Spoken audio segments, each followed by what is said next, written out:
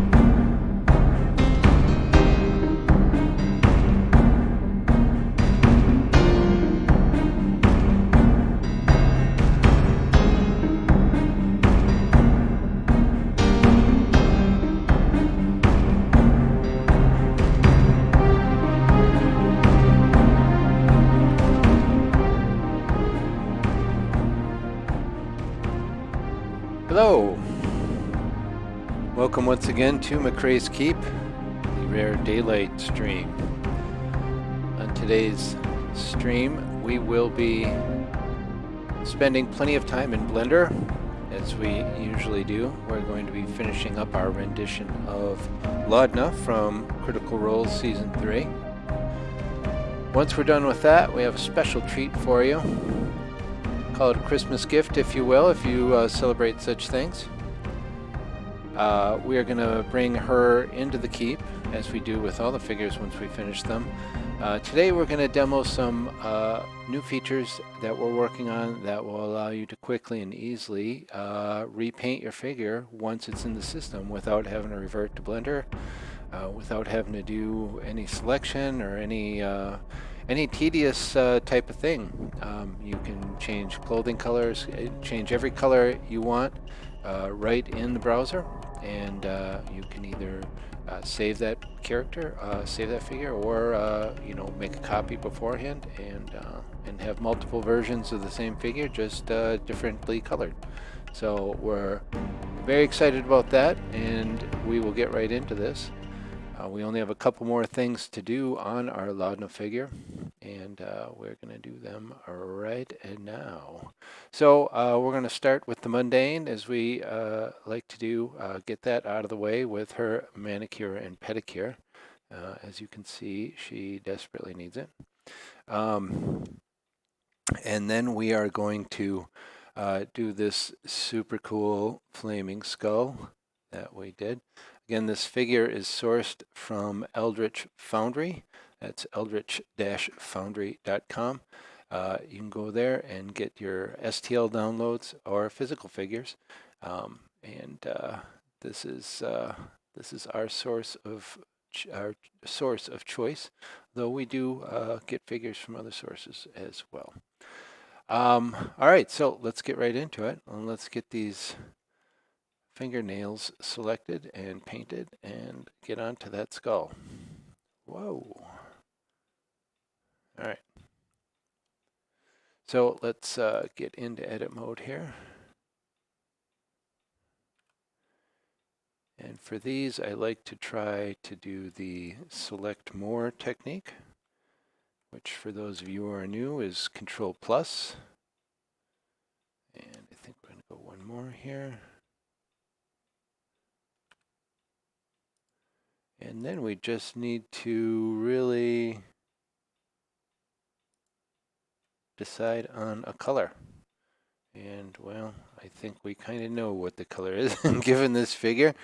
It's going to be black or dark purple, I think. The original art that we've been using as a reference that can be found on belloflostsouls.net and other places. Well, it looks, the nails are definitely black. So we're just gonna, again, use that as our inspiration. And so let's create our slot for the color.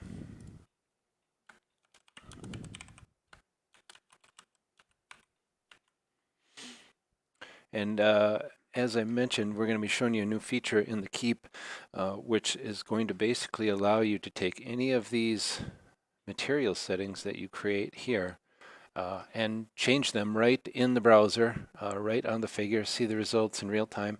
And so the naming convention that we're using here with the numbers, we may change going forward to be a little bit more specific, and when we get in there, we'll show you why. But for right now, we're going to continue, be consistent here, and just use our numeric system for naming our materials. Then I guess we could have a little specularity or shininess on the nail, and but otherwise we're going black. We'll assign that, deselect that, and there we go.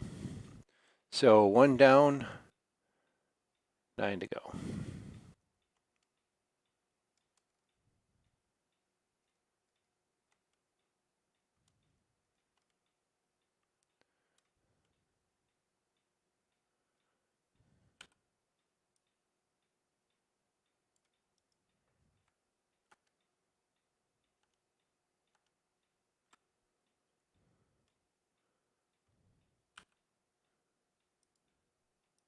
And for any new viewers out there, whether you're watching live or whether you're watching the VOD on Twitch or on YouTube, we tend to go over our Blender controls. For those of you new to Blender, that's the software we're using here to do this painting.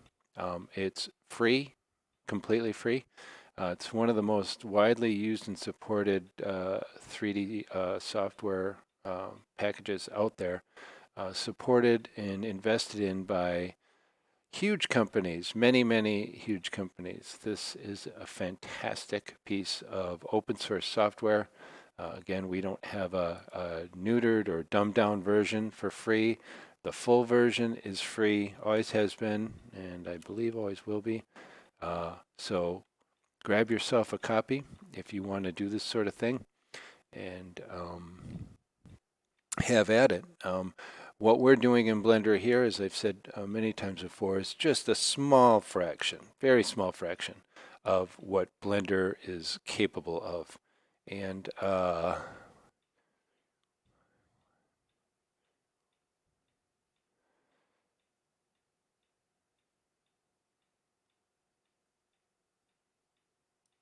sorry, just counting a little here in my head. So basically what we're doing with these STL figures that are available from, again, in this case, Eldritch Foundry, but the same type of file is available from Hero Forge, My Mini Factory, a lot of other places on the net.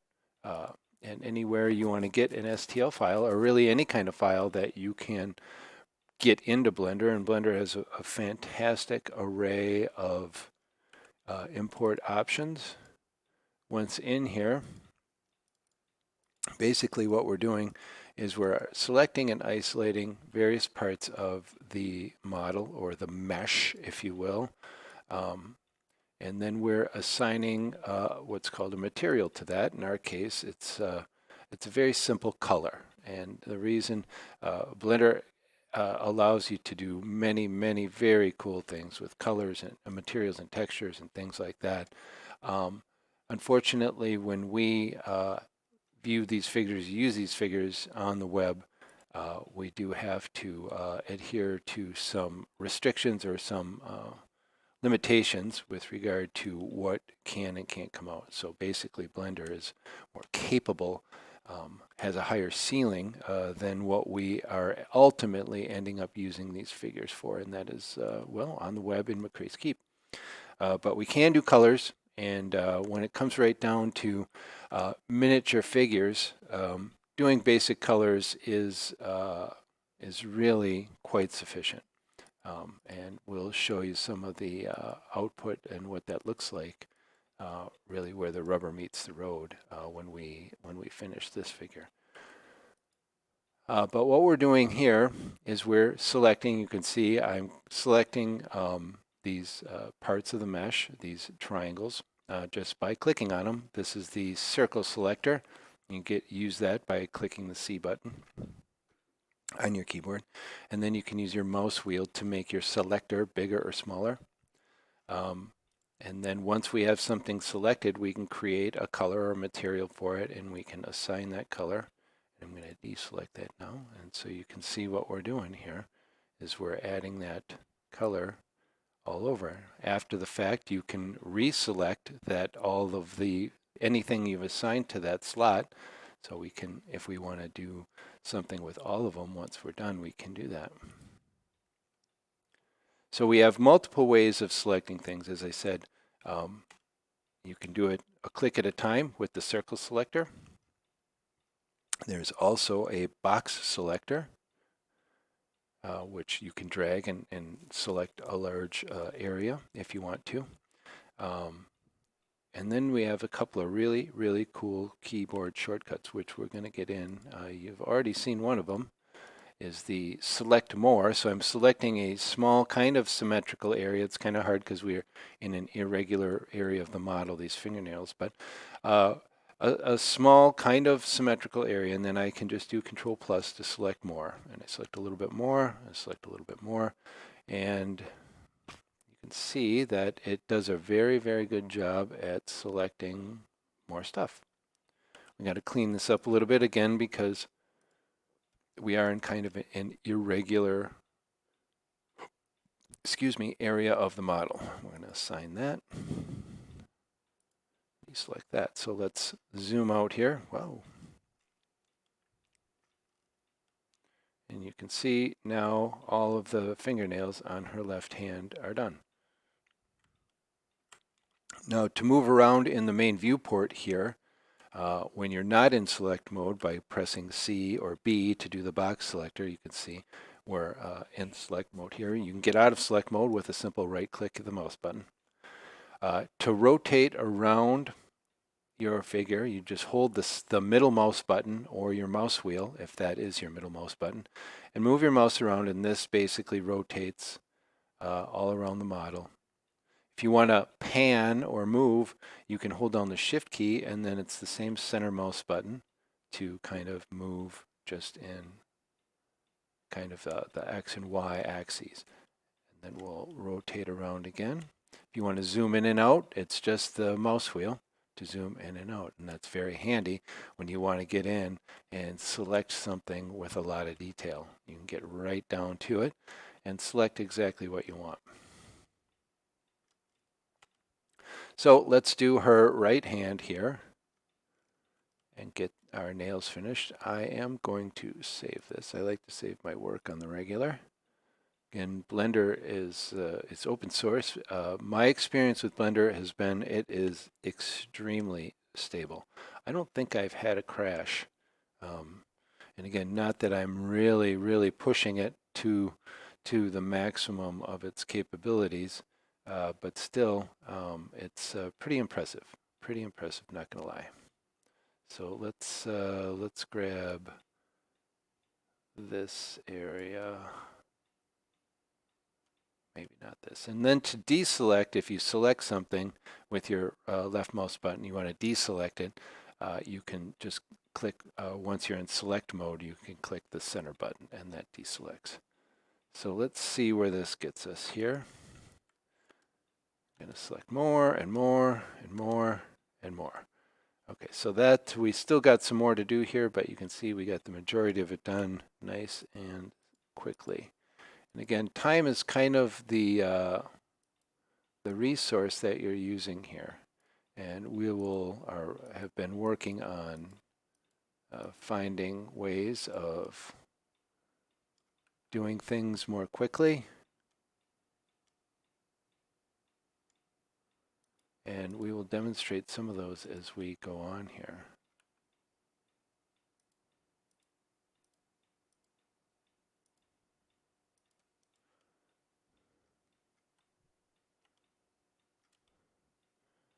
But zooming in can really help a lot.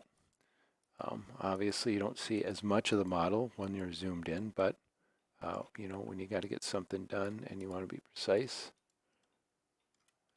zooming is a good way to do it.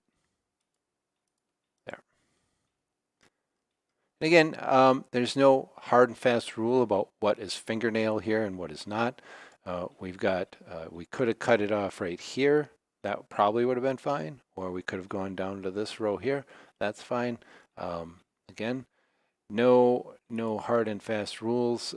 No one is gonna, there's no selection police that are gonna bang down your door and tell you, hey, you did that wrong.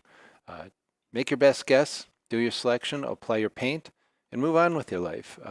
And that you'll hear me say a lot when we're doing this digital painting of digital figures, straight from the Department of Redundancy Department, is very much, there's a lot of parallels to painting physical figures and determining what to paint what color and what's part of what and what's a fingernail and what's not a fingernail and what's part of the cuticle and what's part of the finger.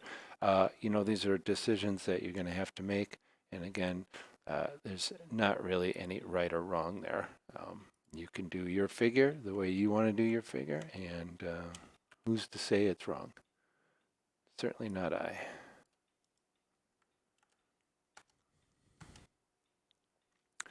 And there are even better shortcuts, which we're going to show you here in a bit when we start working on the flaming skull. But a lot of this comes down to how much time are you going to take to do something.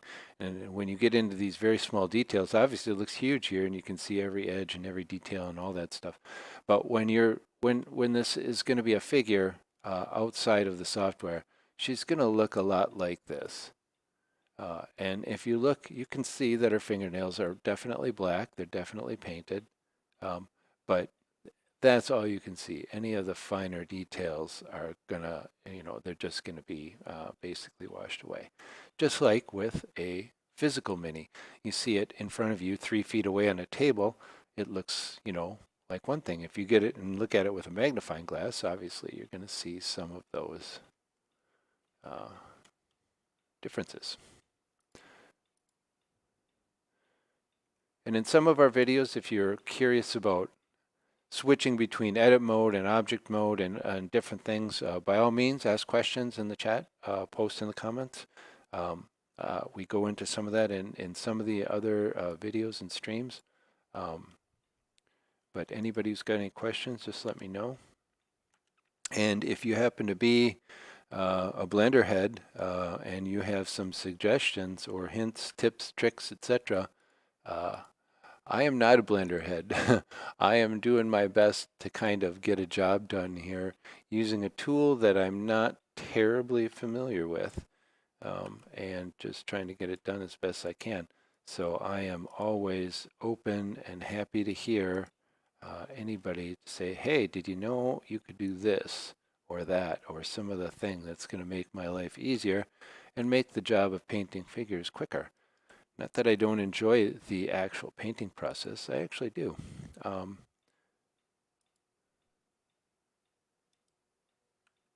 But really, when it comes down to spending time, I'd rather be playing the game or writing or working on software, something like that.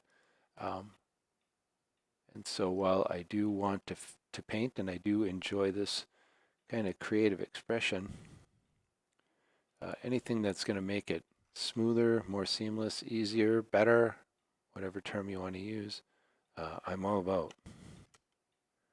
All right, so manicure done, pedicure incoming, and finally the skull, and then we're going to get to the fun. Do we have this selected?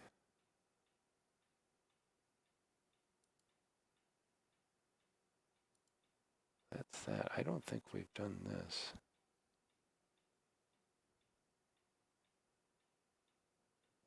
Interesting.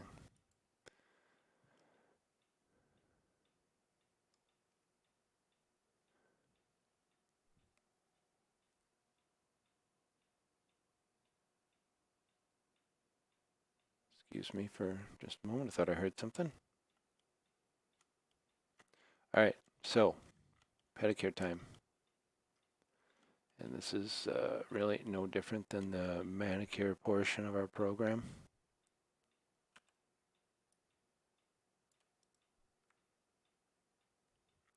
You know, and one thing that you can kind of do if you want to save a little bit of time is you can go ahead and select more, just selects more. It doesn't necessarily need to be just one chunk. So we're going to kind of select the middle. And again, these are not the most regular shapes in the world, but we're going to do our best here.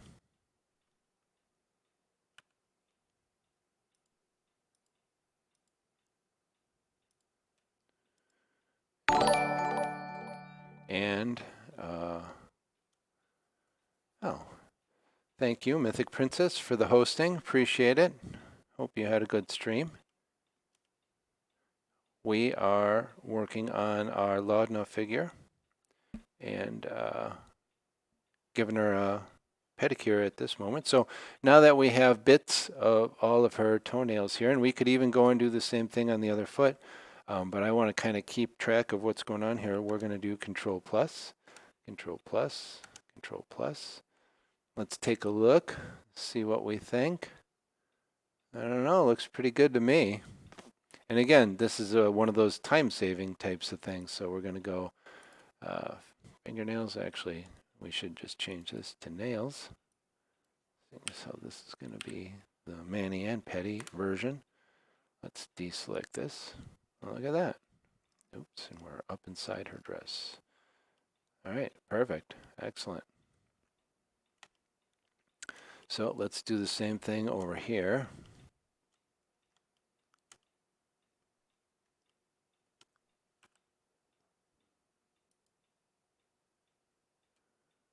And it doesn't necessarily have to be a square even, but I think that's what we're going to stick with here. The area that we're selecting is what I'm referring to.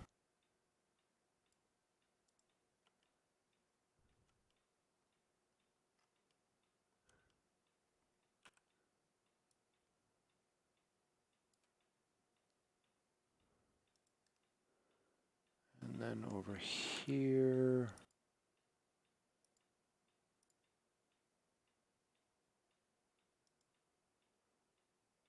all right. Let's, I like to, when I'm doing some kind of mass select here, I like to keep an eye on things. 2, 3. I don't know. I think that's pretty good. It's pretty good.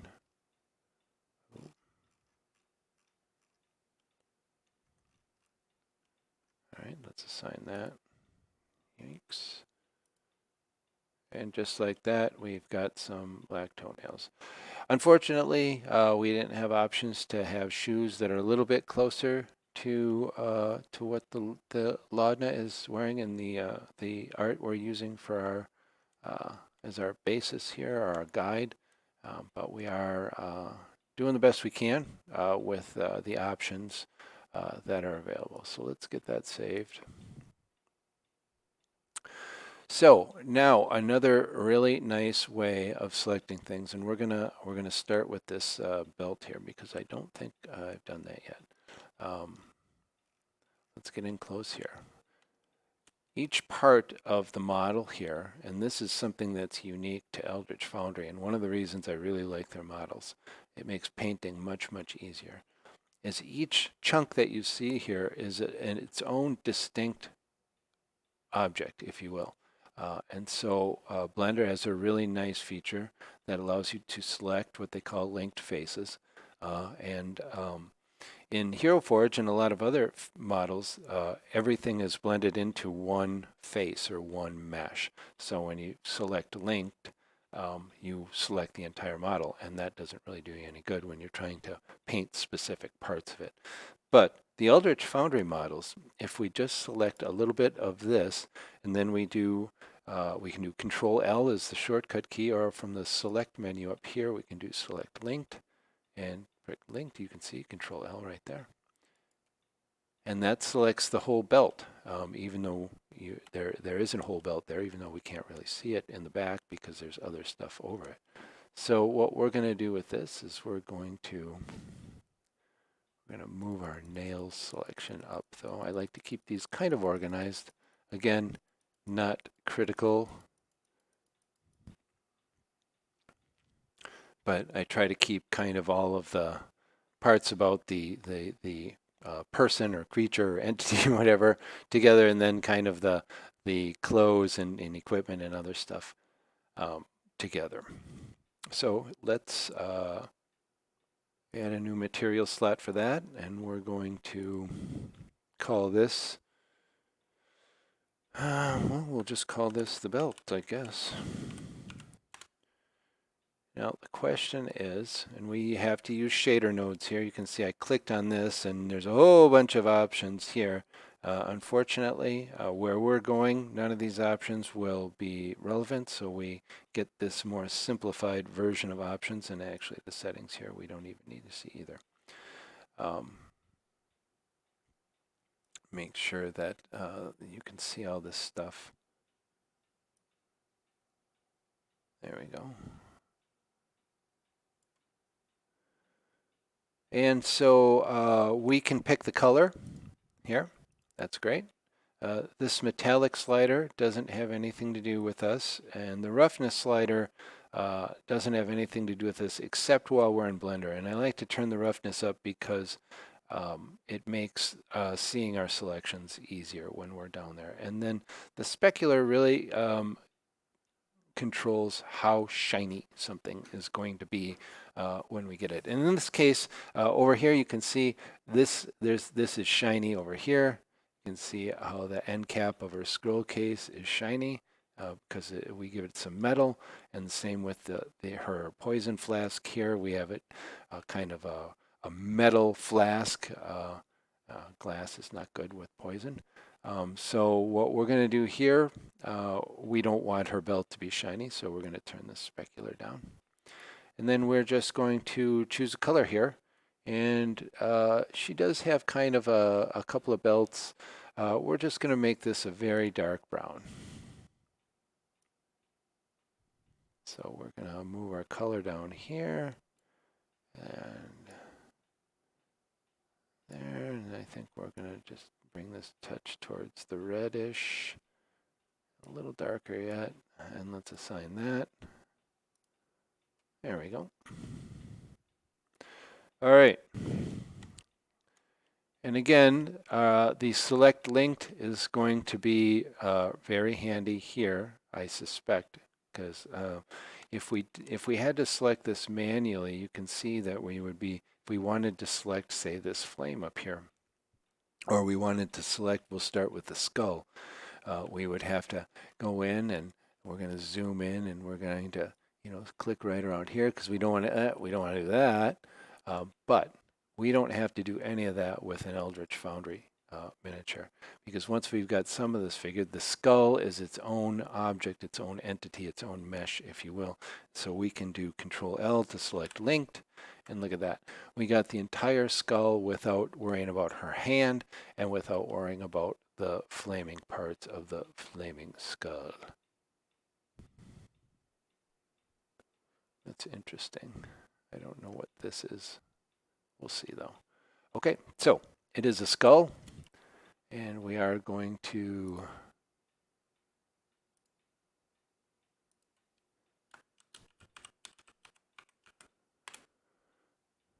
and again, we use our shader nodes.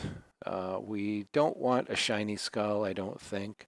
And I guess we're just going to make it not quite so bright white, but white anyway. Assign that. And let's see what that looks like. There we go. Looks a lot like her pasty gray complexion. And I guess that matches. And that figures. So let's now do the flame part of this. And we're going to do this in a couple of steps probably, because I want more than one solid color on this flame, and that's gonna take a little manual selection. That's fine, but we will first of all just do this and Control L, and we get our flame. So let's add that.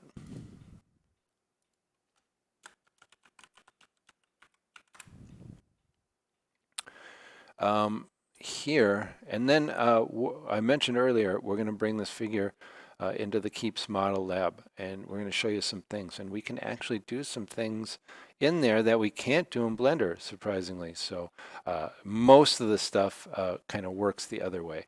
Things that we can do in Blender, but they're just not going to translate to the format of the figure once we get it on the web. And that's fine. But there are a couple of things and some pretty cool things. Excuse me, just a second.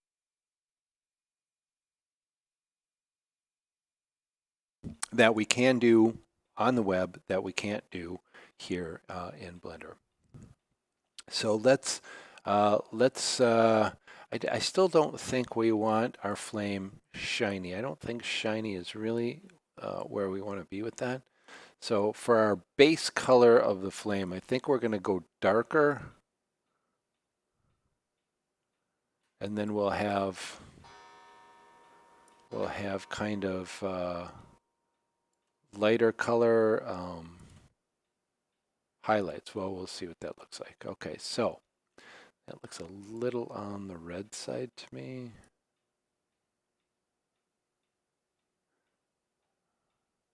We can play with some color here, maybe a little bit brighter.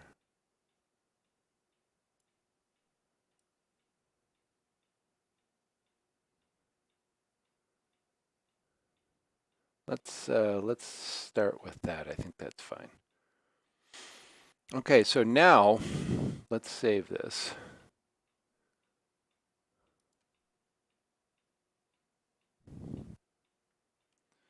And let's take a closer look at our flames here to see what we would like to kind of separate out into its own flame, if you will, a different color. So what's jumping out to me right away is this area here. And this is a tongue, I guess, of flame. And it's fairly well defined in the mesh. Over here, a little fuzzy, but I think we'll be okay. So why don't we try to select this and kind of see where it goes.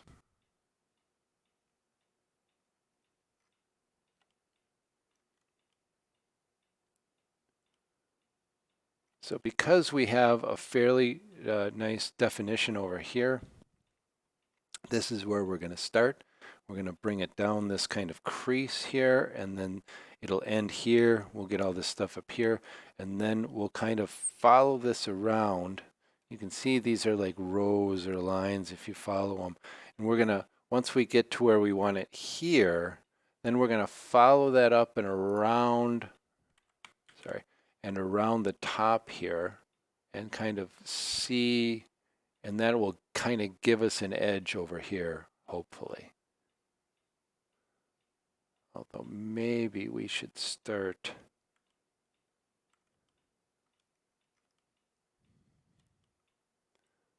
I want to be careful here.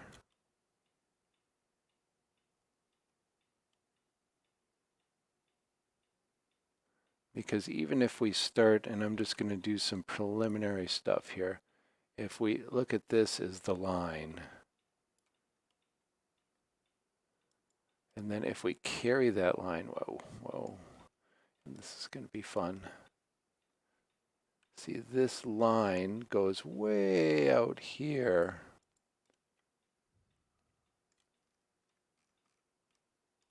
Sorry.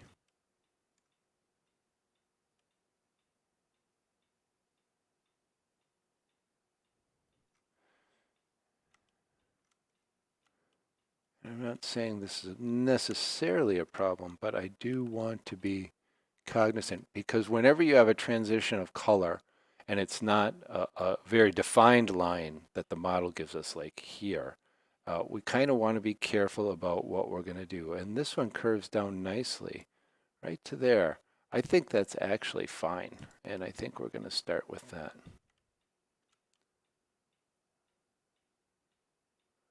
All right, so we've got this line, and we're going to follow this all the way back down. I'm going to make my circle nice and big because I can still honor our line, our bottom or our outside line here, and then I can get a bunch of stuff above. So again, anything that's going to make our lives a little bit quicker.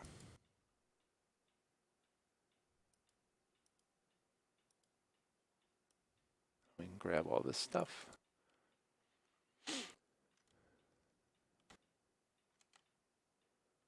And we could have started by like selecting a stripe right down the middle and then doing select more to go out. But with something this irregular, I kind of like to make sure that my outside lines are accounted for. So I really know what I'm getting into here.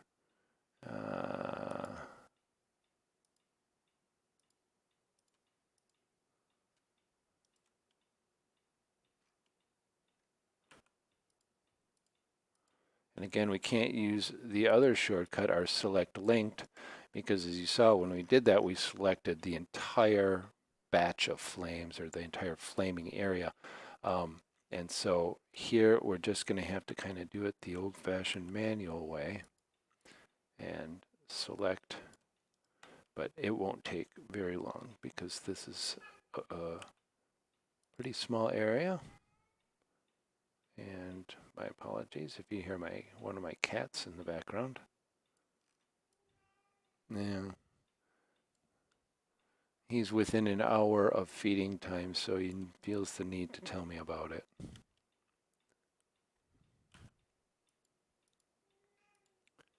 Yeah, I hear you, Dexter.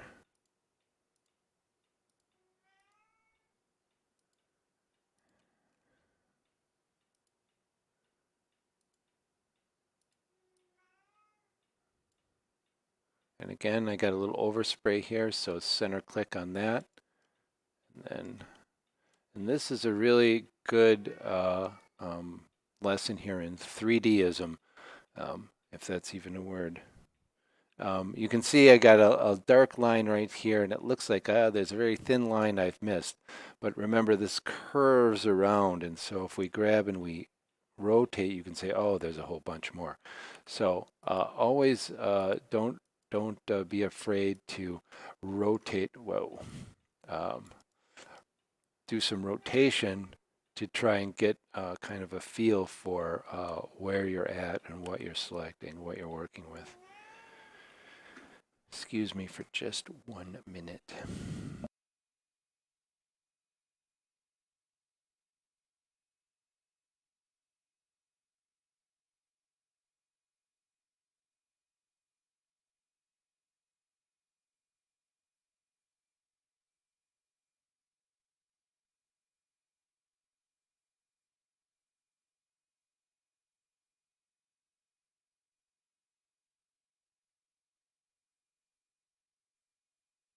And we're back. Dexter has decided to join us. Say hi to the internet, Dexter. All right. My apologies for the interruption, but at least this will keep him quiet. So again, we're gonna go over and meet up with where we selected on the other side of that.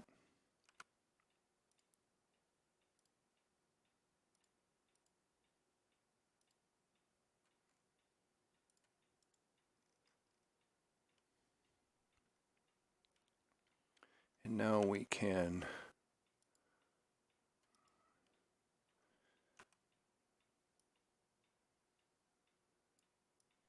select in somewhat larger swaths.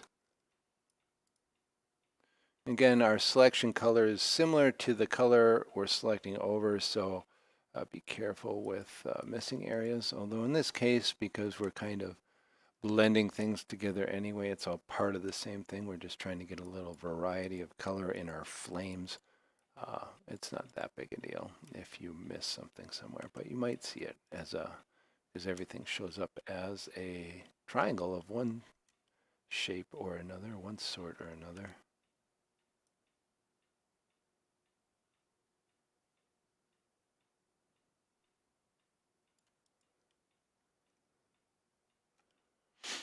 And again, we've got other parts of the model to worry about. See, we've got this flame up here. So if I go zoom in like this, and I rotate like this, and I zoom back out, I'm at risk of hitting that or going into it, as I'll demonstrate here. Whoa, see? So if you see something weird like this, you're like, oh, what just happened? You're probably bumping in to another part of the model, and that's fine. It's going to happen. As you've seen, those of you who've watched other streams or videos, sometimes it makes sense to actually get your viewpoint inside the model and do some selecting from there. In this case, that I don't believe would be helpful, but just to kind of highlight where we're going.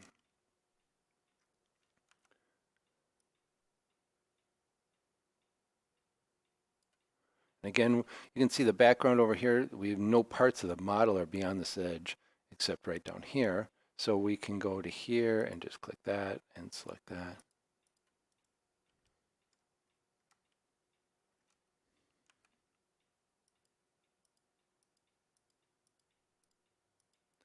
And there we go. So let's zoom out and take kind of a bird's eye view of this.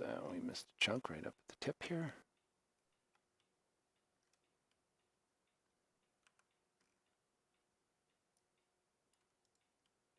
Right. So I like that. We've got nice smooth lines. Again, when the model doesn't provide you with very definite transitions, it's really important to have a smooth line all the way around. Having triangle-shaped edges tends to be noticeable even at the scale of figures.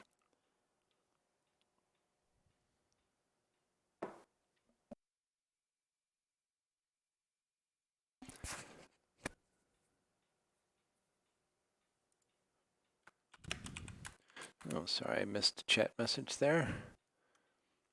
Yeah, I do watch Critical Role. And that's one of the reasons I decided that, well, if I'm going to teach people how to paint figures and paint them for my own use, I might as well do some known figures, and hopefully people find some entertainment in that. So let's assign a color to this tongue of flame, if you will.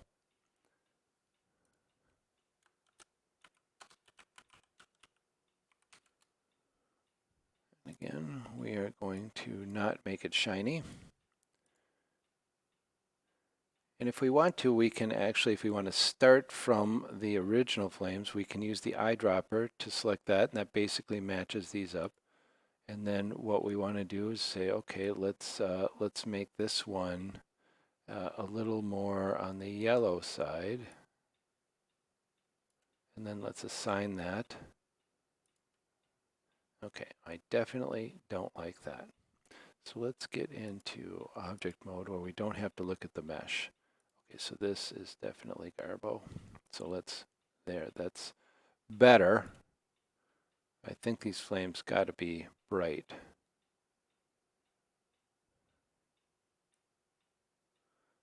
Let's see. I do really want it to be a little more subtle. And we could do that. We could make the transition a little more subtle by selecting another line, a couple more lines along the edge, and then kind of fading that color. But I think, as you'll see, when we get into kind of the actual figure and we show it in context, it gets very small. And again, it's going to be more like this. This is kind of how you're going to look at this figure generally once it's in a scene or once it's in the model lab. And as you can see, the transition between those flames, the fact that it's a kind of a sharp color cutoff is really not very noticeable. So we're going to do this, and now we are going to identify, well, first of all, we're going to save this.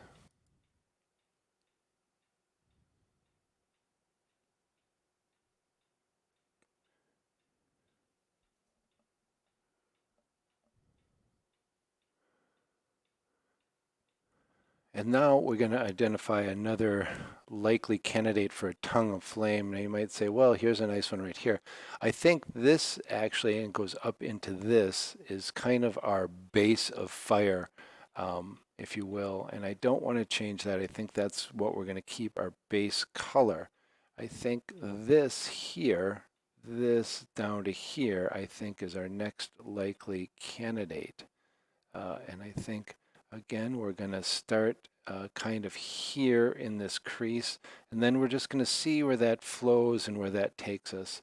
And then it's probably going to take us over here and down to here, and that's fine. And then again, over here, we'll probably get this whole area here. But I think this is the area most of concern because it's the least defined. So let's get back into edit mode here. And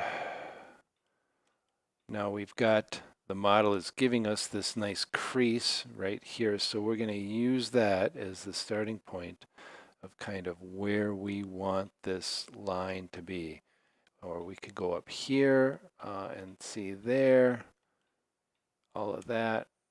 That's going to be a ton of fun. This might be something where we get inside the model and start selecting as well. We'll just have to see. But yeah, I think we're going to start here, here, and here, and here.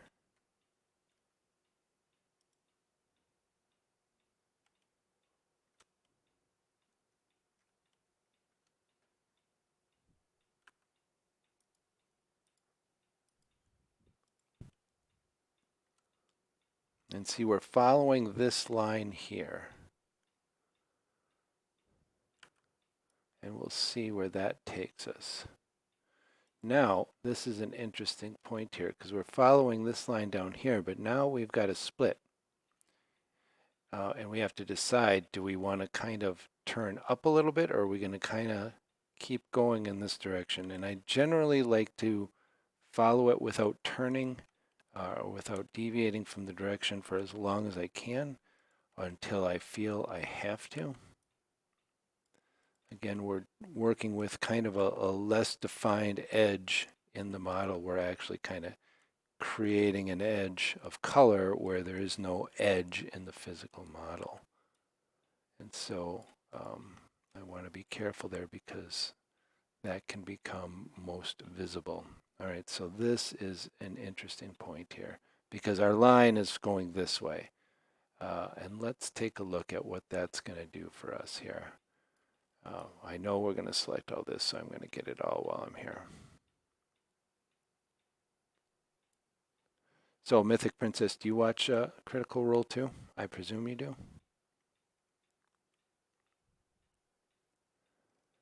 So, what do we want to do about this?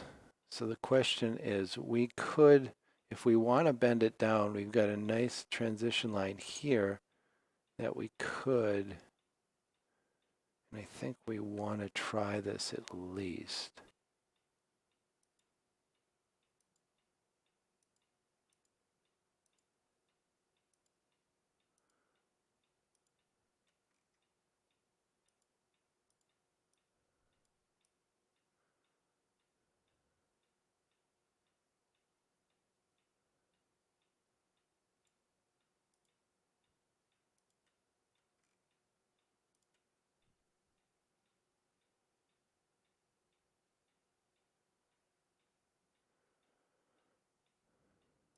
So, and then we're going to be following a line back up. The question is, are we okay with this? The way it looks, I mean. This one line below, see, in this, the problem here is this really is going to bring us out here and around there. I don't know how comfortable I am with that. Well, why don't we do this? Let's follow it up for a little while and see what it looks like.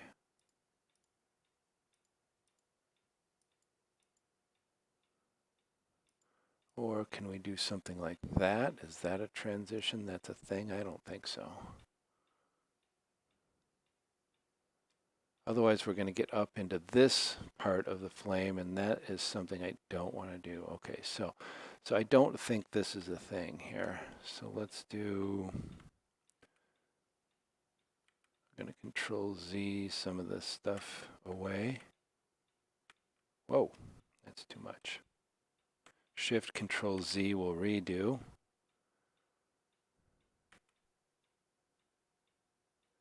Unfortunate. All right, that's fine. We can unselect, easy enough. Oh. So we're going to stay with our original line.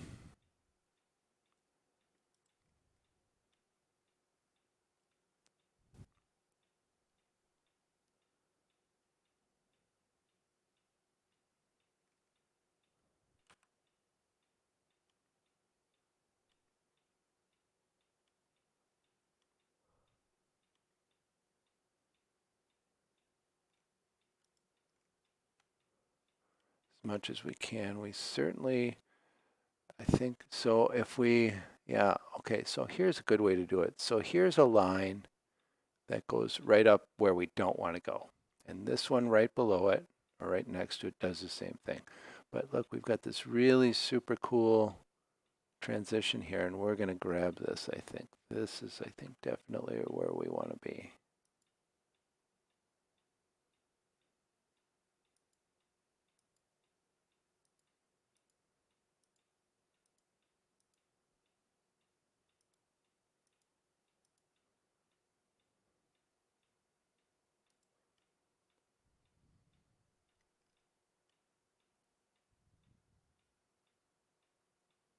Hmm.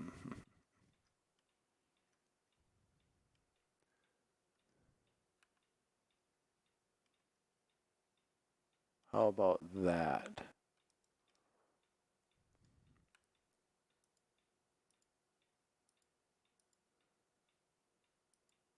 All right, we're going to have to get into that crease and select all that, but we will.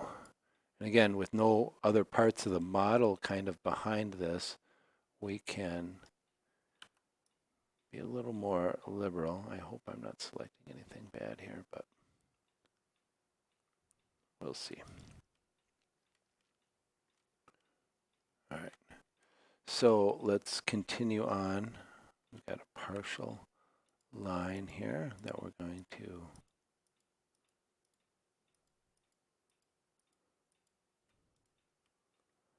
all right, so the question is, how does this all transition at this point? Whoa, that's not what I wanted. Not very nicely. So at some point we're going to have a corner kind of transition here. And outside of going way over here, which we've already determined, well, I wonder.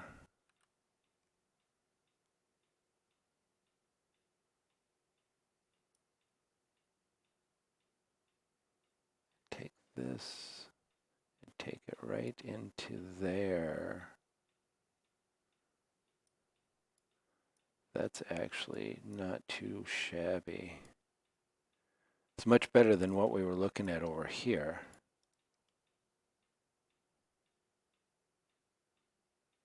Actually, we can do this. We can go oink, oink, oink, oink. There. Much better. Okay.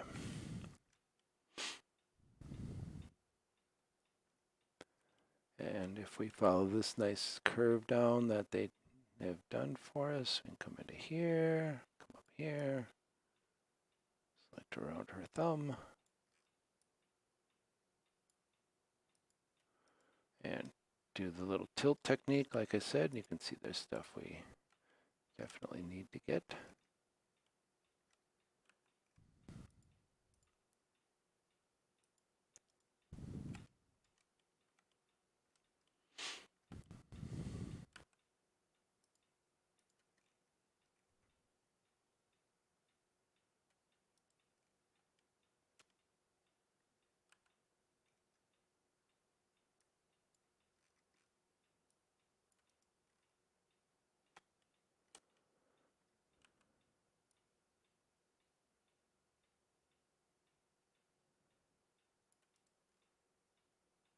All right, so, well, I guess we can finish up to this area here at least. I'm gonna, yeah.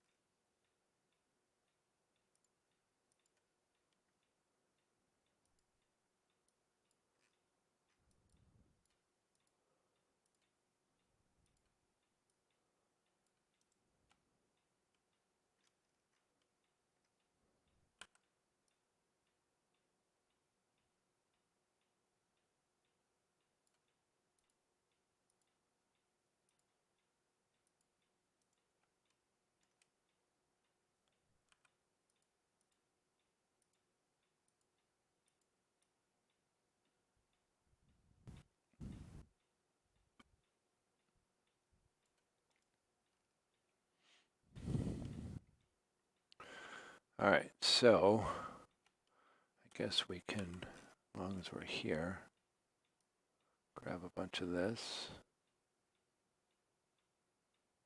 because we know that's going to have to happen. And then,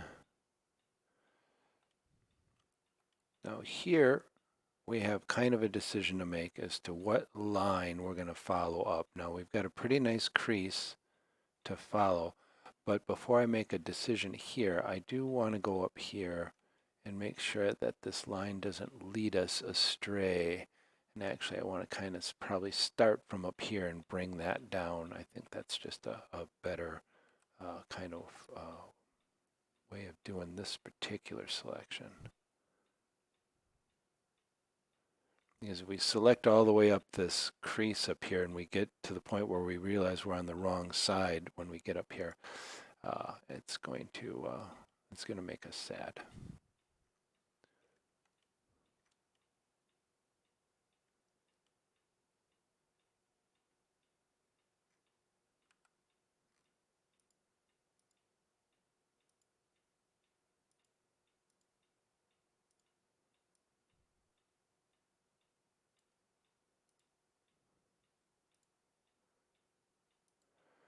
And again, this is not great having our select color basically be identical to the color of the material that we're selecting, but it is what it is. Careful here, mister.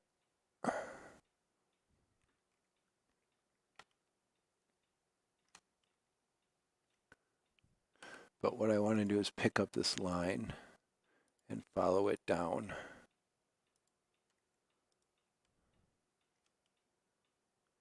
We can do a little tilt and that helps out with the color. Grab this stuff as long as we're here.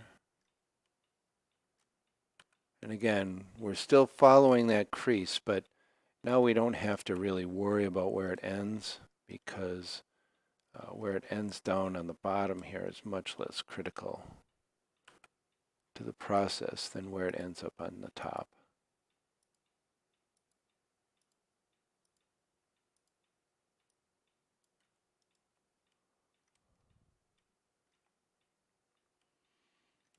Again,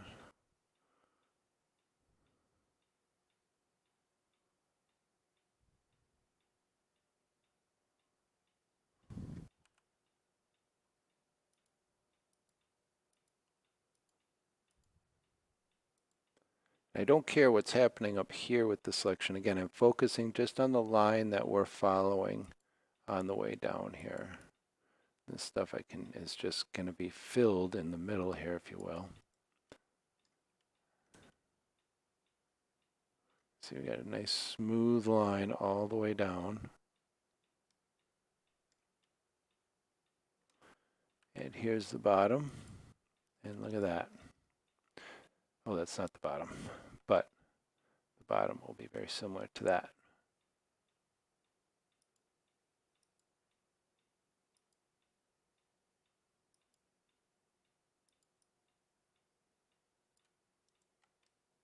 The bottom is right down there. So now think we're going to try and come up from here and see where this leads us. And we just got to come up with a transition. Okay, so actually,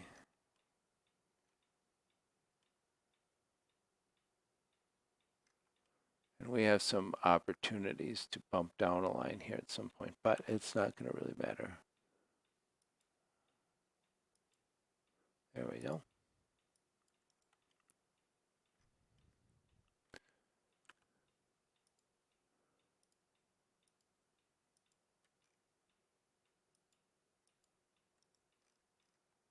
All right. So now we just got to get in our, we've got our entire perimeter defined.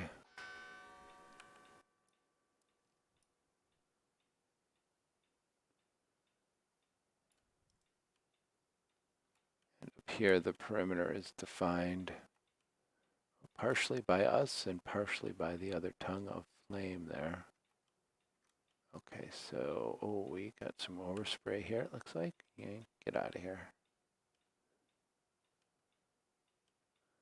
Oh, but we got to be careful here. I don't know. Well, okay, so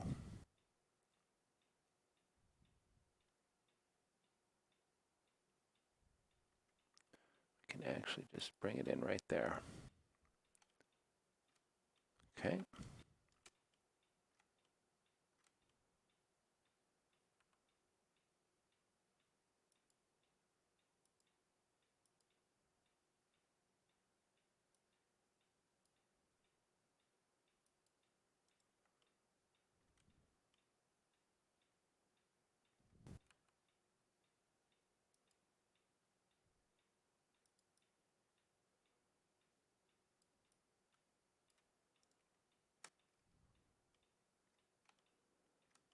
And again, our line here is defined by where this part of the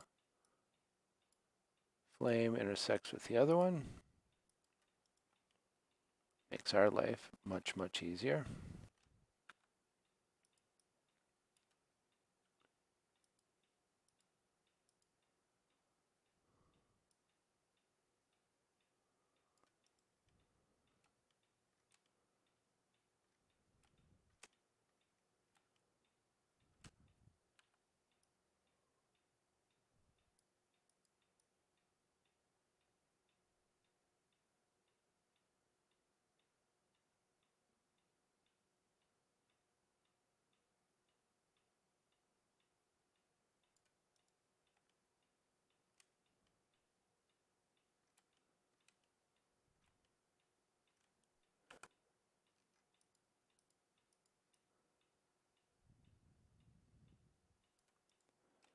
Alrighty, almost there.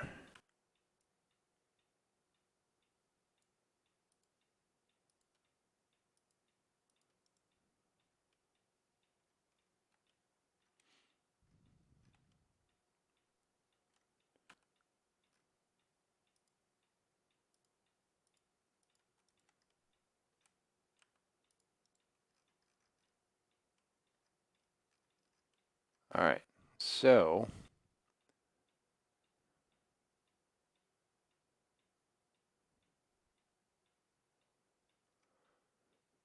let's get this assigned here.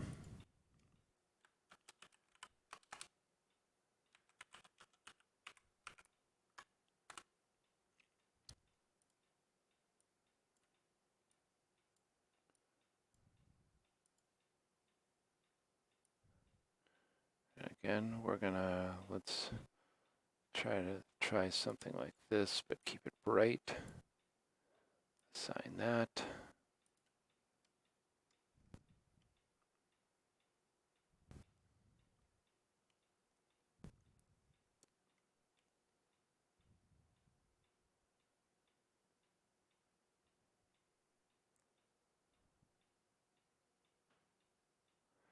I think almost looks neon.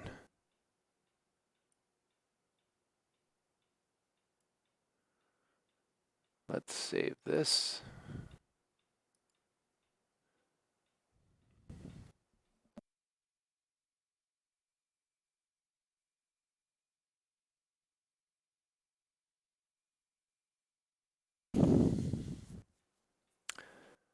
Okay, so the question is, do we want to do another tongue of flame? We've got our kind of base flame that's going all the way in between these. It's this down here. I think the only one really possible would be this.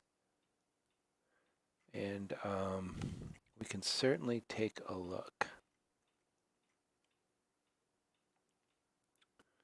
at how this would, and again, we've got a nice, very defined transition where it's intersecting with the actual skull, and then all of that up to here.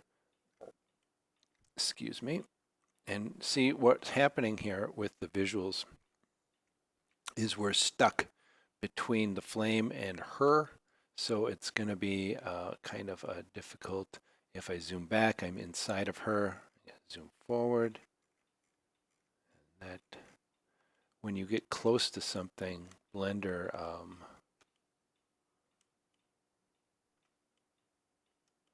slows things down, and it does that on purpose. So if we were going to do this line, say, I think we should try this line first. Here, nope. Here. Let's see where this ends down below, because this will go wrap right around and be no problem over there. Down here, looks like it's going to be pretty good. Pretty good. This one should be pretty straightforward and easy. Uh-oh. May have spoke too soon.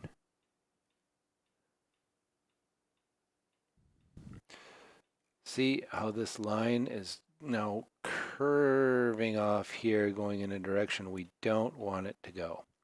So the question is, this is really kind of, although I guess we could come down. At some point we're going to have a unfriendly transition. This is in the back of the flame, and I think I'm going to be a lot less concerned about it. Let's, before we do anything else, let's grab a bunch of this. Yeah, see, no one, I don't think it's really going to be visible at all. I mean, it's kind of visible right here-ish, yes, sort of. Wah, wah. See this pointy thing here I don't like. But, and it's the further we go along this line and then down, the more dramatic or noticeable it's going to be. I guess, and if we started removing lines, you know, we already have, you know, we're only got 4 lines up here. That would be removing all of this. And we really can't do that because otherwise we're not going to have much of this tongue at all. So I think what we're going to do is we're going to,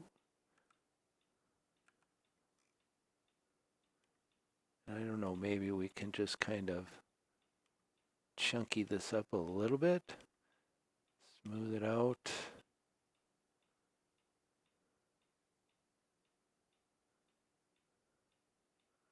Again, over here, see this is a nice, if we could get out to here.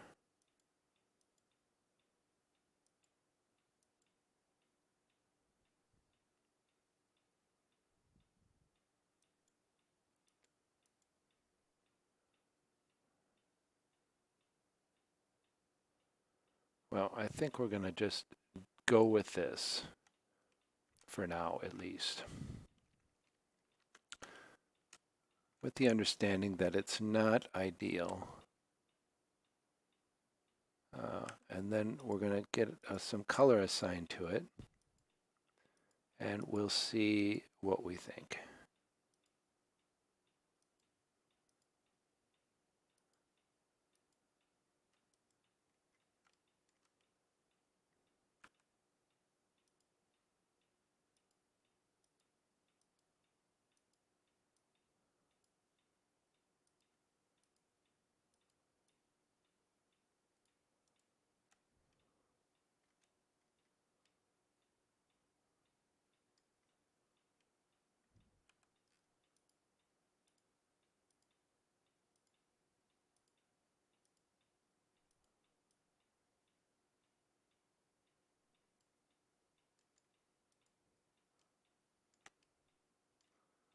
All right, and again, we've got nothing behind this edge here, so I'm just going to start right up here and just, and then here we can use this side of our select circle to get close to the edge with the skull while still selecting a whole bunch of other stuff.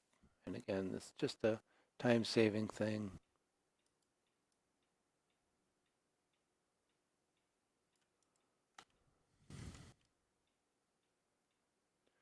Okay, so here now we're not sure where we're going to be coming up, so we're going to go around to the other side here. I'm going to grab all of this right away. I'm going to be coming down here on one of these lines. I'm not sure which one. We'll just go that far for now because I think that's pretty safe. But it may be any one of these others. This one, this one, this one. But let's go over here because we have an established line over here that we already have issues with. So we really need to,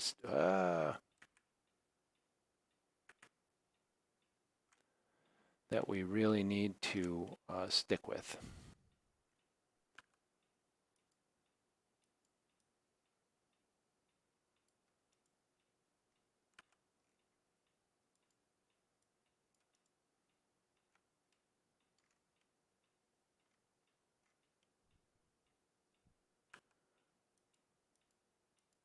It looks like we get to do one more on the other side.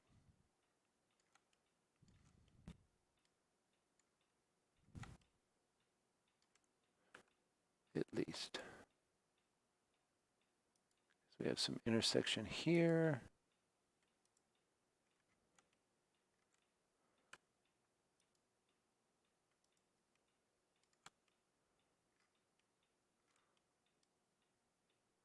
Oh, and we do have some wiggle room here. So why don't we do this? Where did we stop? Okay, so we really can do anything we want here because this ends with an intersection here.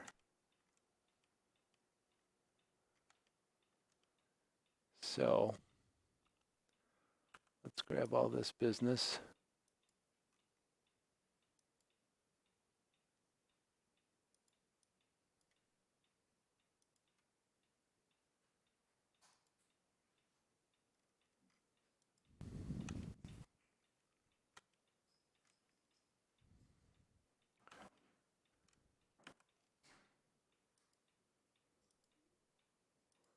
And we're going to come all the way down here. All right, and I will be right back one moment.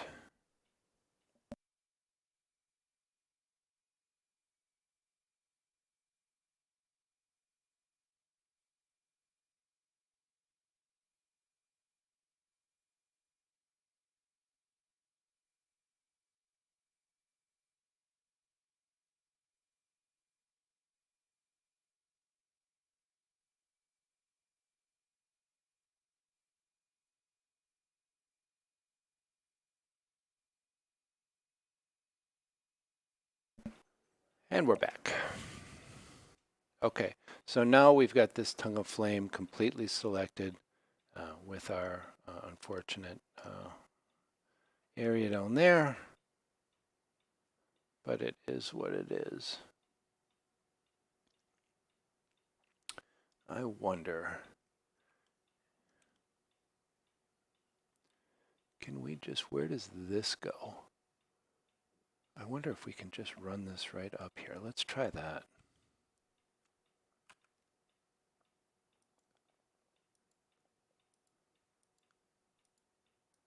It's okay if we get a bunch up here, that doesn't matter. Yeah, oh yeah, this is fine. This is better. Much better.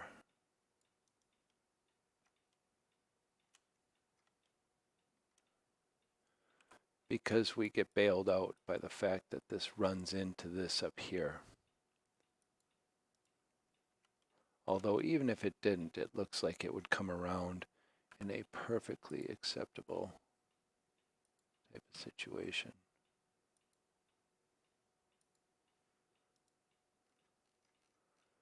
Hey, and we're inside. Look at that.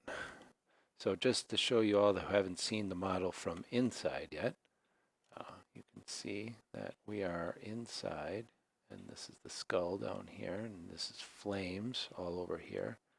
So if it ever becomes necessary, you can select things from the inside. You got to be a little careful because it's not always readily apparent what you're selecting. But so, and I think what we're going to do with this is we are going to have another slot for this. And although I'm going to have it be very similar to one of the other colors, I do want it to have its own slot. And that I'm going to tell you why, explain why when we get this figure into the keep.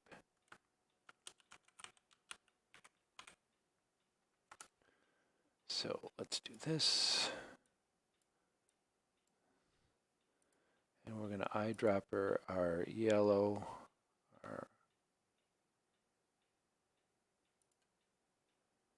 and we're going to assign that. Deselect. Okay. There we go. I like that.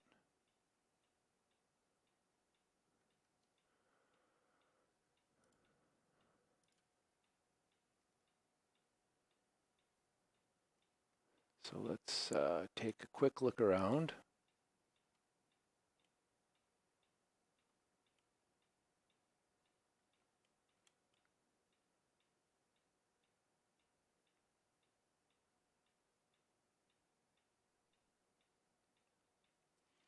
And one more thing we're going to do here.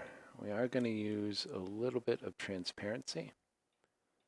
You know, like I've said before, it's computationally expensive, but we don't want eye sockets and nose sockets to be solid white. They're not. And so we're just going to do a little bit of selecting here.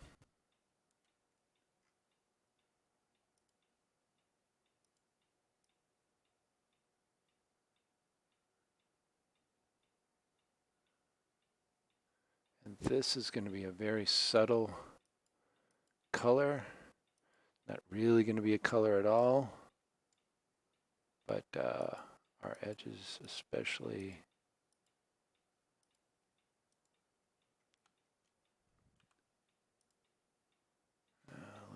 Let's run this one up one more.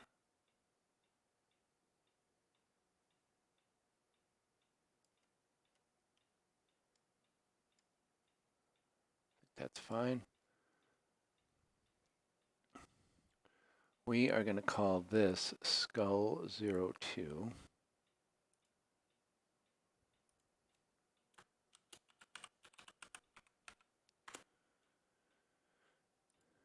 And again, not shiny. And we're not going to do really any color here. We can leave it at its normal color, but what we're going to do here is we're going to get a little transparency going on here. And now you can see, if I deselect this, we can see actually kind of through it, which is what we should be doing. So let's get a little more. So we want to see, we should see the flame in there, which now we can. Okay, so let's do the same thing in the nose here. Not sure what, we'll do a little bit over here. We'll see. But let's get our nose going. And I think we're going to start there and just follow this around.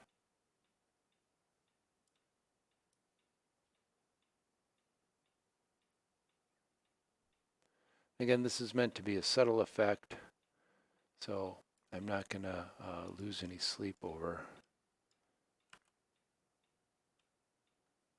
where some of these edges come out.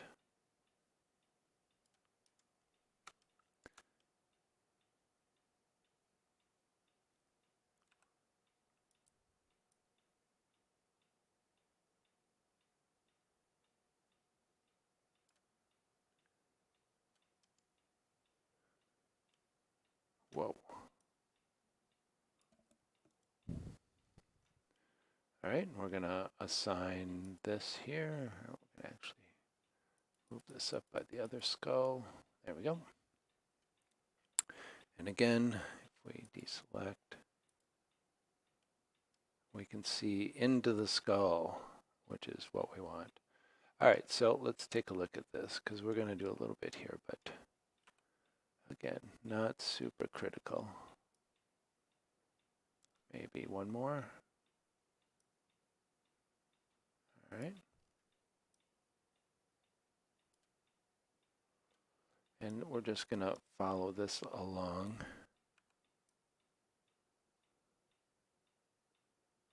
Follow this over, and then we can kind of, I guess, roll up wherever we want.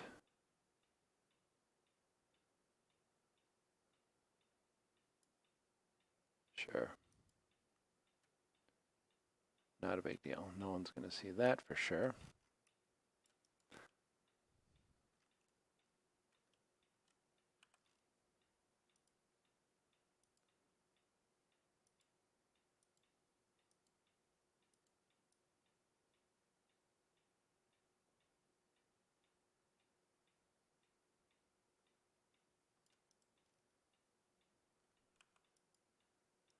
All right, let's assign that one. Okay, so now we have a skull that is got some transparency to it. Another thing we could do here is we could remove this part of the mesh altogether. And that might not be the worst plan because we would kind of dodge the performance penalty that we're getting with the transparency. If we do select, first thing I'm going to do is save this. Then if we go to mesh, we can, I think we could separate this if we want to. There we go, and then we can just turn that off altogether. And now we've got literal holes. And actually, you know, I think we're just going to do that. And I'm going to get rid of this altogether. And that way we don't have to worry about incurring performance for transparency. We really don't want transparency. We really just want it to not be there. And if we wanted to, we could go in here and maybe hollow some more of this out. Same with the nose. But again, when she is, you know, kind of seen the way she's going to be seen, we want people to see, yeah, there's flame coming out of the eye, but and it's an actual hole in the eye. You can see the flames in the rest of the part of the skull there too. I think that's important. So, what do we think? I think I'm pretty happy with it. Not gonna lie. So let's do this. Let's save this.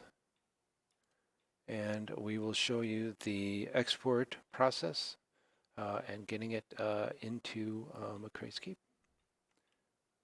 So the first thing we're going to do here after saving it, we're going to go to the export, and X3D is the format that we use at Macray's Keep, so we're going to export to that. You can put these files wherever you want, but I have specific locations. Okay. all of these options over here, you can leave the defaults. There's no reason uh, to change anything unless you have a reason and you know what you're doing. But for our purposes, export away. All right, so now what we need to do while that does its thing is we're going to switch over. If you bear with me for a moment, and I will bring Macray's keep up.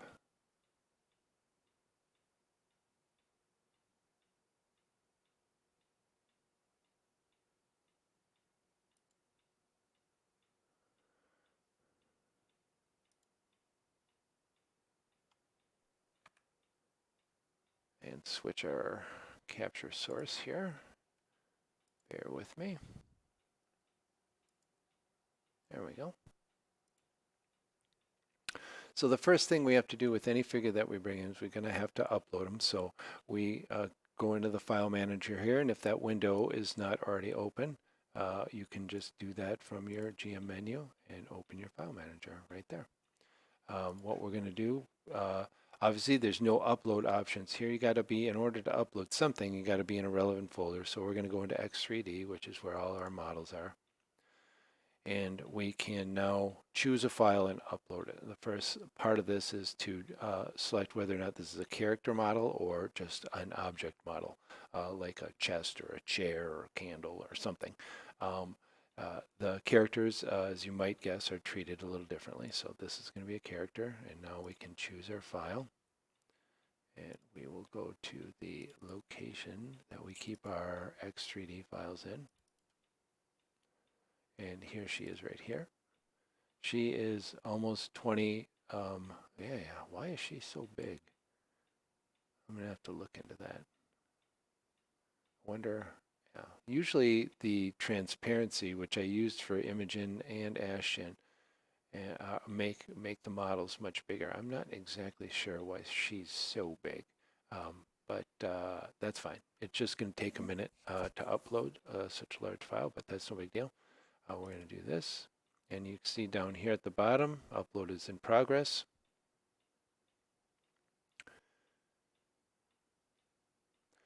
And what's going to happen is you just have to watch. It'll give us another message when it's done, and these controls will then clear out.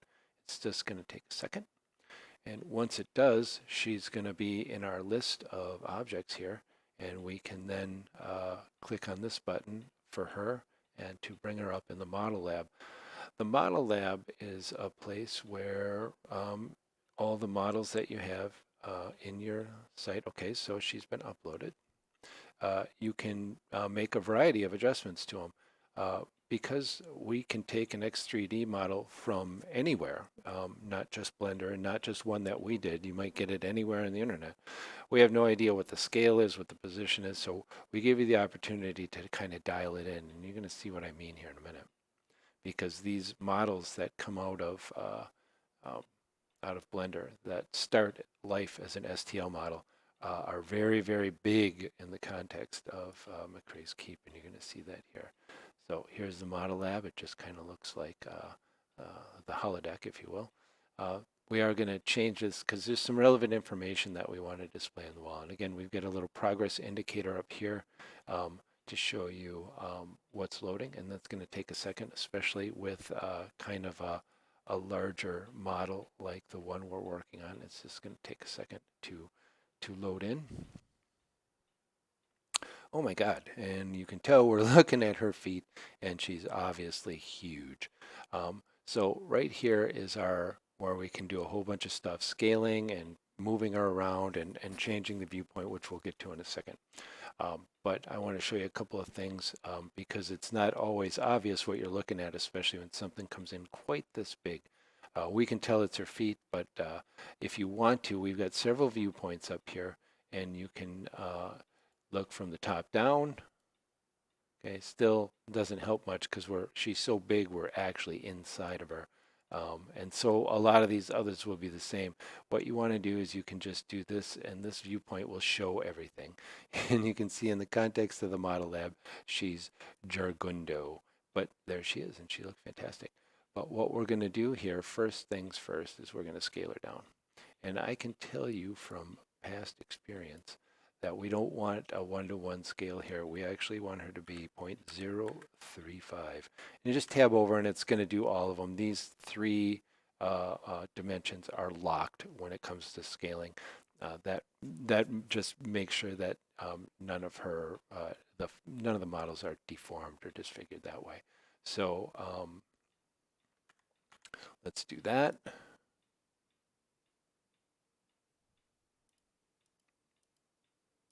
And why do we not have a scaled figure here?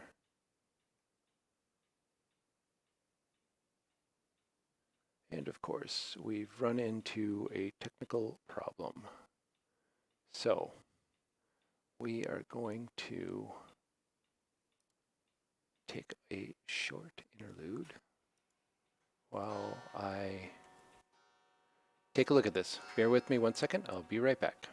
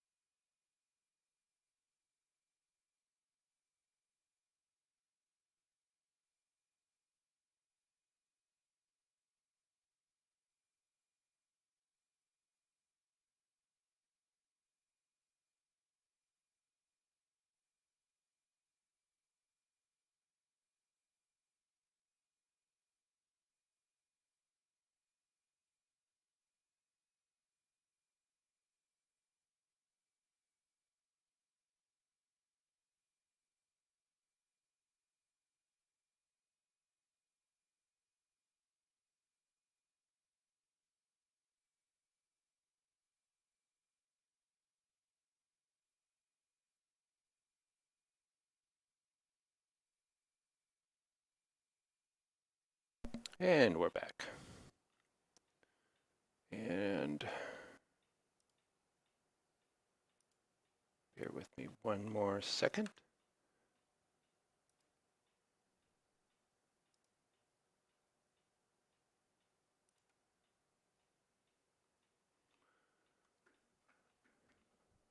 Lots of changes going on in the software these days.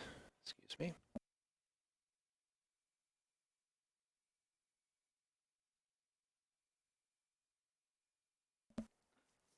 But we have it under control, and we'll just be bringing up a slight change here, and we will be ready to continue on our little quest here.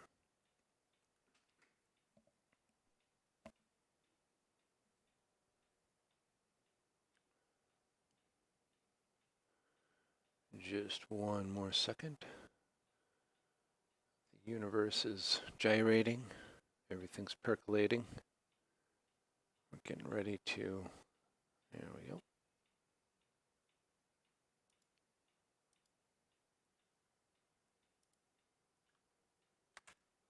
Alrighty, let's pull her back up.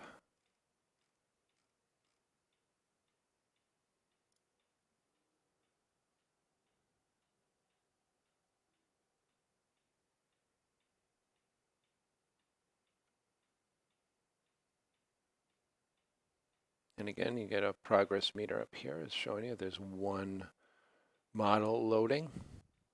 And we do a few extra things actually in the model lab when they're loading, and I'll show you why in a second, which can contribute to it taking just a minute longer. We're also running on very skeleton hardware at AWS too until we launch the closed beta.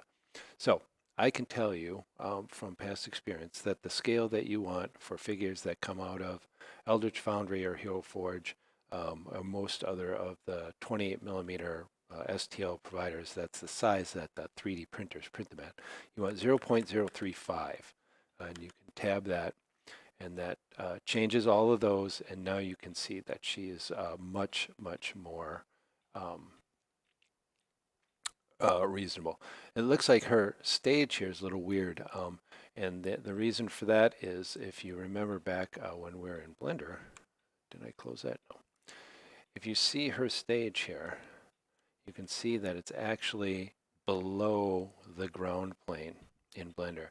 Now you can translate that up in Blender, and that's fine, but I prefer to do kind of all of the translation work here in the keep. So what we want to do is we want to bring her up, and we can set her position right here very easily. But before I do that, I want to go to kind of the side view, and that shows the floor view, and you can see her stage down here. Don't worry about this. This is the viewpoint. We'll be dealing with that next. So let's just bump her up a little bit, and you can see there's the stage. Okay, and now we can see a little light under her, so we're going to back that off one. And now she's perfectly aligned with the floor. So we're going to turn this on. This cone here represents her viewpoint, and we'll get into what that means in just a second. But in scene, you'll be able to change to her viewpoint or any character's viewpoint that you control. If you're the game master, of course, you can switch into any of them. But so what we want to do here is we want to do two things. I'm going to look at this from top-down view. And again, I'm mouse wheeling to zoom in. We always want characters to be looking at this wall over here. And again, we're going to have some graphics in here that kind of help you guide that. And you can see she's kind of looking off to the right. So what we're going to do is we're going to rotate her so that she's looking more that way. And again, I'm going to kind of go to the front view here. And if I move down, you can see she's pretty much looking right at me. So this is where we want to be. Okay, we're going to turn off those controls. Now what we want to do is we want this cone, it doesn't look like a cone right now, but we want this to be right in front of her face. So that represents where she's looking. So let's just move this up. And actually we can, oh, whoa, I didn't want to do that. This we want to be about 1.2.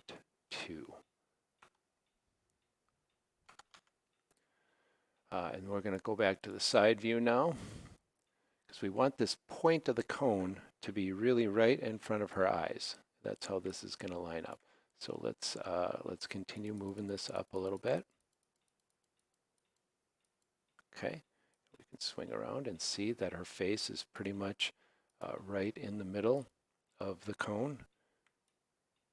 It's pretty good. I think we come down just a touch, and we can move over a little bit the other way. There we go. So that represents her viewpoint. Now let's look at her from the side again. And you can see that the cone is actually kind of poking her in the face. We don't want that. We want this to come out a little bit. There we go. And now we can switch to her viewpoint, and we should just see a nice blue circle.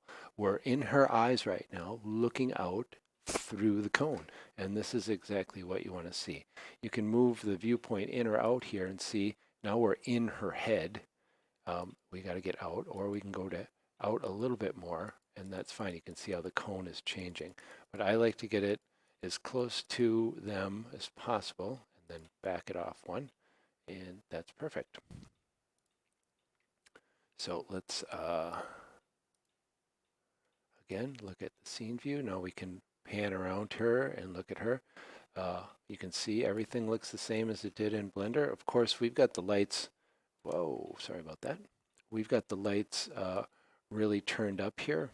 So there's a lot of contrast. All of her colors are very stark. That changes when we get her into a scene with some lighting. But all of our colors are there. She is there looking good. And we can do a number of things with her at this point. But one of the things I wanted to show you, and I'm going to turn the visual representation of the viewpoint off here, is we can now change any part of this figure's color that we want to right here in the site. So what you do is you go to this component menu, and now you can see all of these things. They match everything that we had in Blender. And again, this is why some of the naming conventions, you may want to be more specific, because in here, seeing what, flask 2 isn't really very descriptive. We can figure it out by looking at the color, and we can kind of tell, oh, that's probably the cork color, or flask 2 is brown. Oh, maybe that's the cork color. The other one is the wrap. Here, flask 1 is this gray color, and you can see the shininess is turned up, and you can see the shininess here on the metal flask. And flask 4 would be the color of Mr. Yuck here on her flask. Now, so for any one of these items, you can change the color right here to anything you want. And so if we want to change the color of this skull, you just click on the diffuse color. That's the color that you think about as paint. And we'll get into more what specular and emissive colors are in a second. So if we wanted to make the skull, say, red or orange, we can just go like this and grab this and make it a little brighter, pink, red, anything you want. You can make it brighter green, blue, any color you want. You can just change it right here on the fly. Same thing with her outfit. If you're like, well, I don't think she's going to wear purple today, let's change that up. So let's grab her blouse, and let's give her more of a blue. And let's make that a little bit lighter. There we go. And her dress now does not match, so why don't we grab her dress, and we can make that more of a blue. Again, it's very dark, but there we go. We can make that there. So you can see we can come in here and change any aspect of the figure's colors, no longer having anything to do with Blender. Yeah, that's interesting. And the crowbar. Oh, that's shiny. Okay, so, and sorry, we've got another cat visitor, Jinxie. Sorry.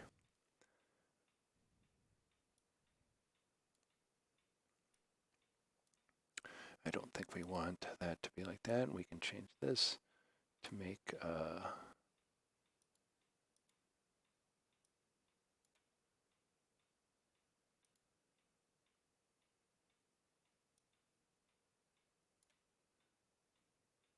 but we can work on changing the various aspects of it right here as we were working on our flames.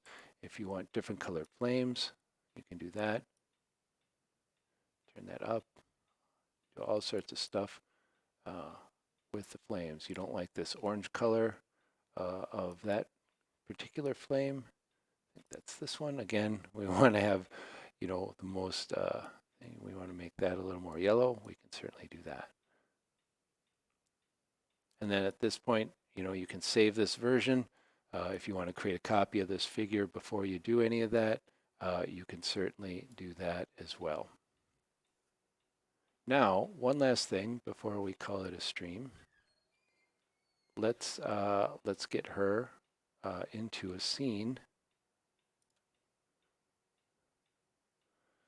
And here's the tap room of the Splintered Shield. If you've been following on social media, we posted some pics of this. And you can see that we've got fresh cut grass is already in here. And here's Imogen. She's loading. And we're going to get Ashton over here. Yeah, he's loading. And so now what we're going to do is we're going to add in Laudna. And the way I like to add figures is start with the top-down view, because all the figures are always loaded up here at what's called the origin of the scene. So if we just add a figure, you just got to click on this. You can see that we're getting that indicator there. Oh, and she's just a 2D token, and you know why that is, because we forgot to assign the figure to the character. That's easily taken care of. So we will bring up the Laudna character. You can see, yeah, we're going to make a 2D picture of her 3D character. We're not going to do that right now, but I will. You can see what that looks like with Imogen. If we pull up Imogen's character here, you can see that looks very much like her 3D character because we snapped a picture of it. So we are going to pull up Laudna again. And what we need to do is select a figure down here. And here she is. And we're going to save that.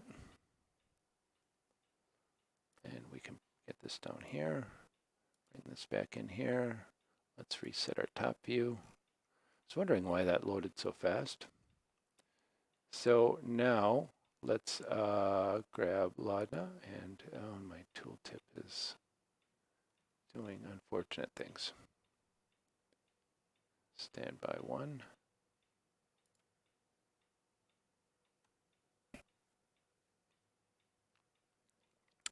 Bootstrap and their tooltips, not a fan.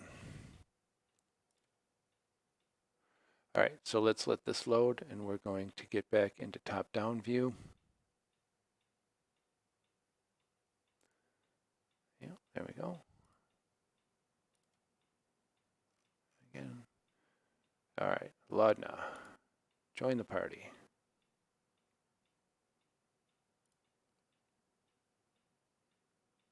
See, she's loading, and here she is. Let's grab her and bring her over here. Before we do anything, I'm going to magnetize her, so whenever we move her, she snaps to the floor.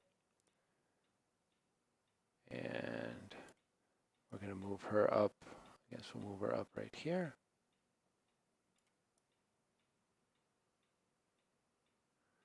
And now, remember we did that, we aligned her viewpoint when we were in the model lab to make sure that wherever her figure is looking, she's looking. So if we want to switch into her viewpoint now, we can switch down here, and she's looking right at the bartender. And we can back up from that.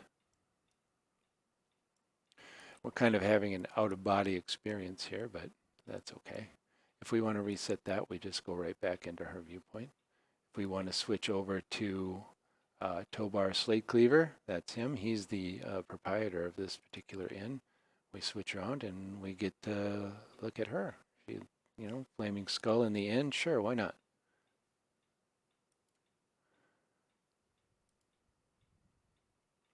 So there we go. Ooh, she's big. Guess we made that figure big. Did we properly scale her?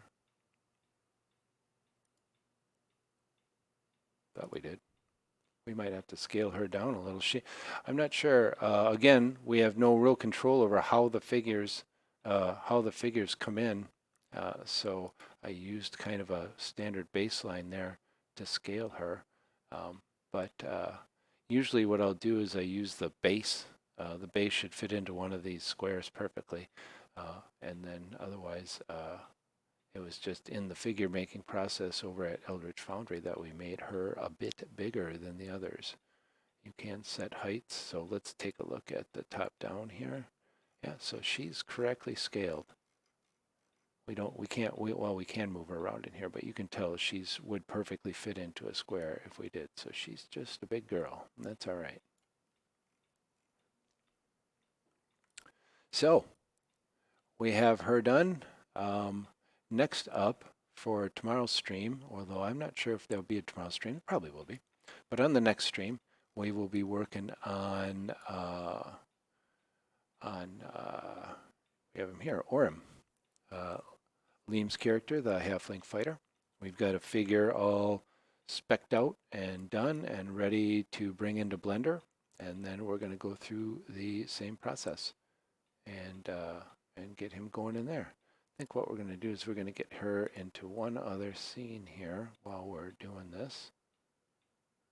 Bear with me for just a moment.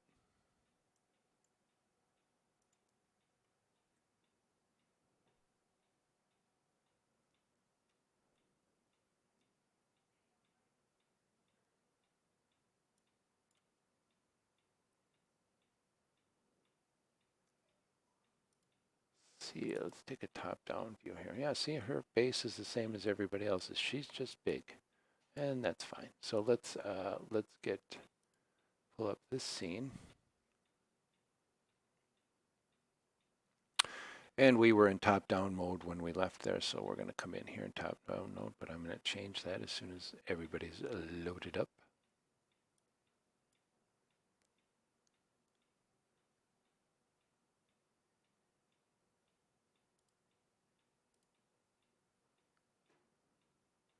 And you can see our party is having a bit of a battle here.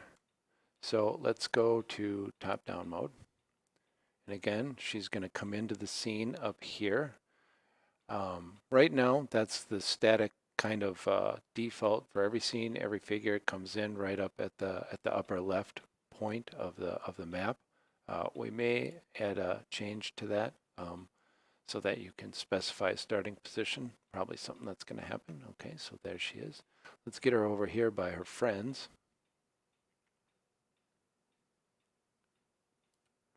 And then if we want to, we can get a little bit closer by just selecting here. There she is. Whoa, we're behind some rocks here.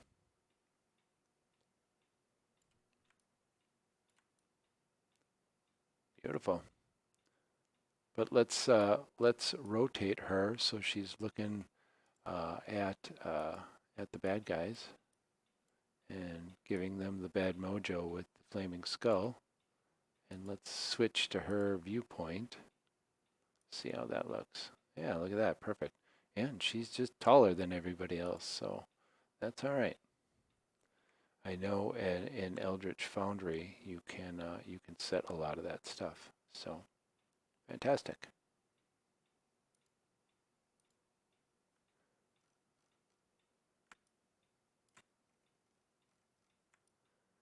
And again, if you want to, do we have her magnetized? Yeah, let's magnetize her.